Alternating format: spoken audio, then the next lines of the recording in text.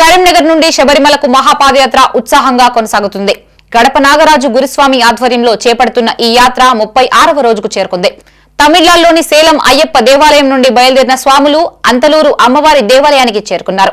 అక్కడ సిద్దిపేటకు చెందిన డాక్టర్ ప్రేమచంద్ రెడ్డి, ఆకాంక్షారెడ్డి పుట్టినరోజు సందర్భంగా అన్నదాన కార్యక్రమం ఏర్పాటు చేశారు. కరీంనగర్ కు చెందిన గడ్డం గంగాదేవి, నరసింహారెడ్డి వారి కుటుంబ సభ్యులు అల్పాహారం అందజేశారు. సేలం అయ్యప్ప స్వామి ఆలయంలో కరీంనగర్ కు ముఖేష్ గురుస్వామి మహాపాదయాత్ర బృందం స్వాములకి 120 స్వాములకు ఘనంగా పుష్పాలతో, వస్త్రాలతో సన్మానం చేశారు.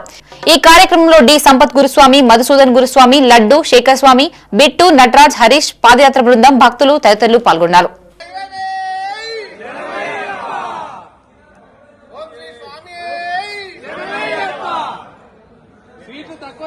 ఇంకో 30, 40, 50 సంవత్సరాల పాదయాత్ర నడిపి గురుస్వామి